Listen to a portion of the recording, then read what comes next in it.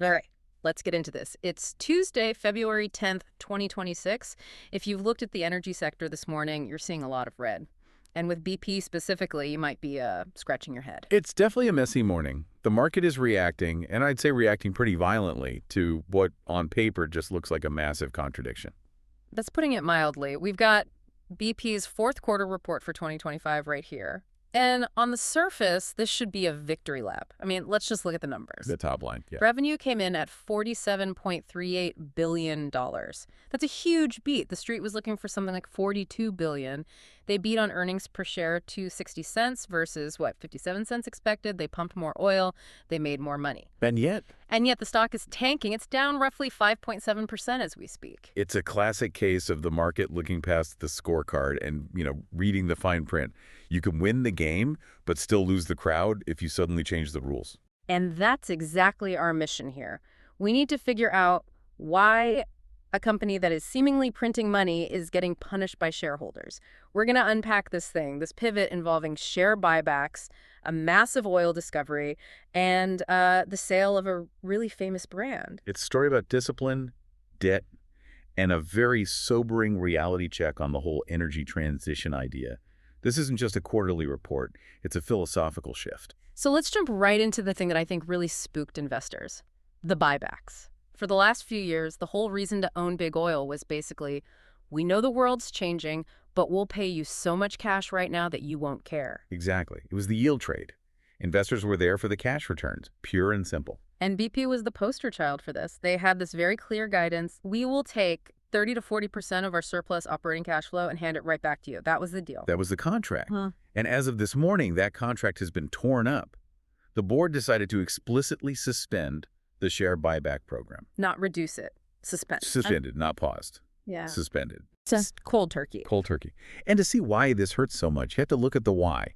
Usually, a company stops buybacks because they're out of money. But we just said they beat revenue. They are not broke. Right. Operating cash flow is strong. $24.5 billion for the full year. So why hoard the cash? It all comes down to one thing: net debt.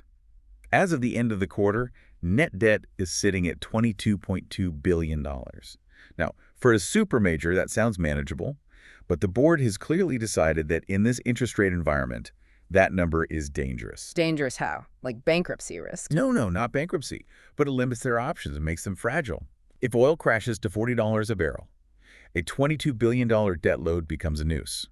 They want to, and this is their phrase, fully allocate excess cash to debt reduction. They are choosing safety over shareholder happiness. It's like, okay, your friend throws a pizza party every Friday. Everyone loves it. Then one week he says, guys, no pizza. I'm taking all that money to pay off my credit card. And technically, that's the responsible thing to do. He's being smart. But the people who showed up hungry for pizza, they're going to be upset. That is a perfect analogy. The investors are the hungry friends. They showed up expecting their slice of the buyback, and BP said, sorry, we need to pay down the Visa bill first. But they did reduce net debt by $800 million last year. So why the sudden urgency?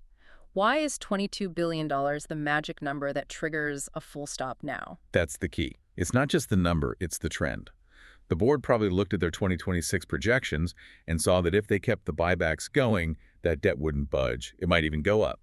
So they're trying to break the cycle. So the pizza party is canceled, but they're not just saving their allowance to pay this off. They're basically having a garage sale, and they're selling the family silver. We have to talk about Castrol. Castrol, the lubricants business. I mean, even if you don't follow the stock market, you know Castrol. Formula One cars, mechanic shops. It feels like part of BP's identity. It is a crown jewel, high margin, steady business, and they've agreed to sell a majority stake, 65% of it. Wow. They are keeping a minority stake, though. They keep 35%, so they still have a foot in the door. But for all intents and purposes, they're cashing out. They expect net proceeds of around $6 billion from the deal. $6 billion. That is a serious chunk of change. It is. And it's part of a broader $20 billion disposal program. With this Castrol deal, they're over halfway there. But isn't that risky? You sell the thing that makes steady money to pay off a lump of debt. Once it's gone, that income stream is gone forever. It feels short-sighted. That's the debate, right? Management's argument is that the market wasn't valuing Castrol correctly inside BP anyway. By selling it, they unlock $6 billion immediately to fix the balance sheet. They're trading future cash flow for immediate solvency. That screams urgency. It does. You don't sell your best asset unless you want to fix the balance sheet and fix it fast. But there's a timing issue here too, isn't there? I think I read that debt is going to go up before it goes down. And that's the detail that requires patience. That $6 billion check, it doesn't clear tomorrow. Wow. So for the first half of 2026, BP is guiding that net debt will actually rise. Wait, hold on. They stopped the buybacks to lower debt, but the debt is going to go up. Temporarily, yes. They have other liabilities hitting in the first half of the year. The Castrol money doesn't arrive until the second half. So investors are being asked to endure a V-shaped year. The first 6 months will look ugly, debt rising, no buybacks. Then hopefully the Castrol money hits and the balance sheet looks pristine. So they're asking investors to just hold their breath. That requires a lot of trust. A level of trust that, judging by the stock price today, the market is a little hesitant to give right this second. Okay, so that's the financial side. Cut buybacks, sell Castrol, pay debt. But this is an energy company, and I saw a phrase in the report that I have to ask about, the distinctive deep hopper. Yes, corporate speak at its finest, investing in their distinctive deep hopper of opportunities. It sounds like a secret menu item, but it led to some huge news on the exploration front. Tell me about Bumerangue. Bumerangue is the real deal. In terms of raw geology, this is the highlight of the report. It is BP's largest discovery in 25 years. 25 years. Wow. Correct. We're talking an initial estimate of around 8 billion barrels of liquids in place. 8 billion with a B. That sounds astronomical. It's massive. It's an elephant field. But I have to be the sobering geologist here. We need to clarify. Liquids in place. That's how much oil is sitting in the rock.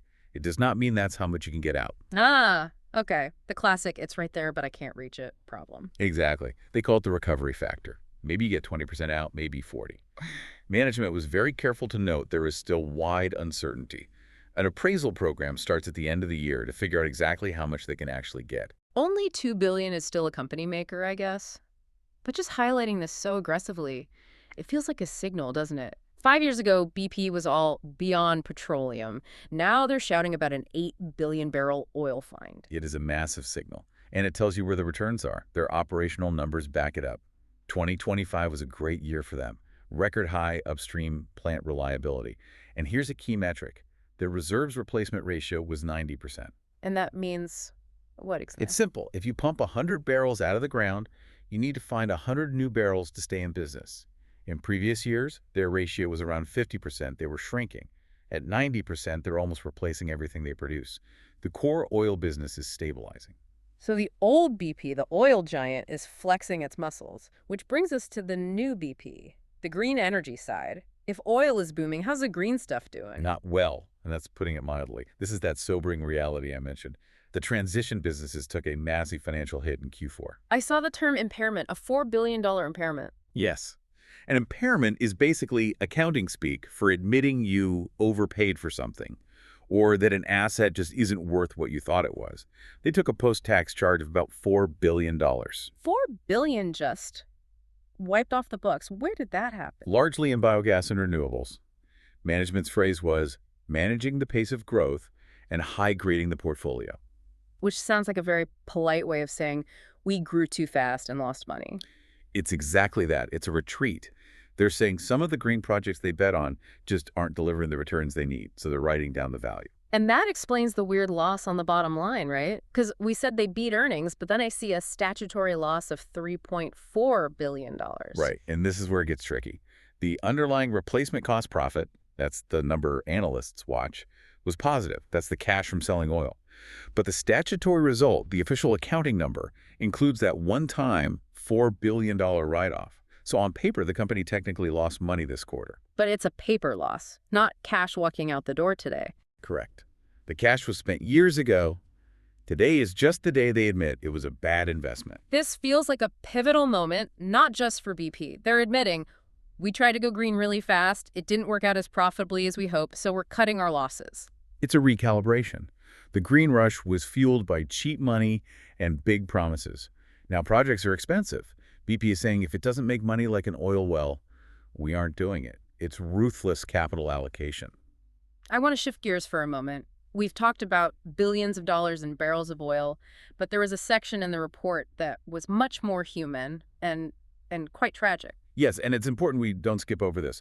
They disclosed that in 2025, 4 colleagues lost their lives in the U.S. retail business. That really stopped me in my tracks. 4 deaths, and 2 of them were specifically from doing roadside assistance. That's right.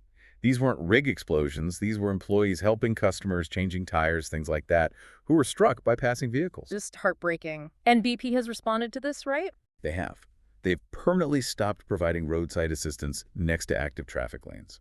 That seems like the only logical choice. It is. It's a somber note, but it shows risk management isn't just about financials. It's literally life and death. Absolutely. Okay, let's look forward. We're in 2026. Buybacks are gone. Debt is the focus. What does the guidance for the rest of the year look like? The guidance is, I would say, steady.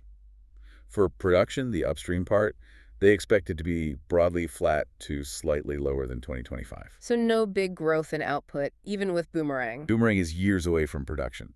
For 2026, it's about maintaining the flow. CapEx is set for 13 to 13.5 billion, a disciplined budget. And I notice a ghost from the past is still on the balance sheet, the Gulf of America. The Gulf of Mexico oil spill settlement, yeah. It's been over 15 years, but they are still paying. They expect another 1.6 billion in payments in 2026. That's incredible. And here's the kicker. $1.1 billion of that hits in the second quarter. So in Q2, they're writing a $1 billion check for a 15-year-old accident while waiting for the Castrol money and not buying back stock. Exactly. That's why the first half of 2026 is going to be a grind. It's that V shape. The first half will look ugly on the balance sheet, but the promise is the second half will look radically different. It sounds like they're asking investors for a gap year. Give us a year to fix the house, and we promise it will be worth more. That's the pitch. Trust the process. But, as we see today, the market hates uncertainty. They see debt rising now and the payout stopping now. It's a classic show-me story. And until they actually show the debt number dropping, the stock might stay in the penalty box. So if we zoom out, a company beats earnings but gets punished because it took away the pizza party. They're selling a crown jewel to pay down debt. They found a massive ocean of oil while writing off billions in bad green investments. That's the summary. Sacrificing short-term happiness for what they see as long-term survival. They are betting a clean balance sheet and high-return oil is a better play than chasing green growth that doesn't pay the bills. The pendulum has really swung. A few years ago, every earnings call was about net zero. This one was about net debt and liquids in place. The narrative has shifted. BP is hitting a giant reset button. They tried to be everything to everyone, high dividends, buybacks, green transition, oil major, and the math broke. The math broke. So now they simplify, get lean, focus on high-return oil, cut the low-return green stuff, and pay down debt. It's a return to basics. So here's the question I want to leave you with. If you're a believer in the energy transition, does this report worry you? With the buyback suspended and this massive new oil discovery, has BP quietly signaled that the energy transition is taking a backseat to becoming a lean, mean, traditional oil machine again? That is the multi-billion-dollar question. And looking at the rest of the industry, BP might just be the first one to say the quiet part out loud. A fascinating, if bumpy, road ahead. Thanks for walking us through the numbers. Always a pleasure. And thank you for joining us on this deep dive. We'll catch you on the next one.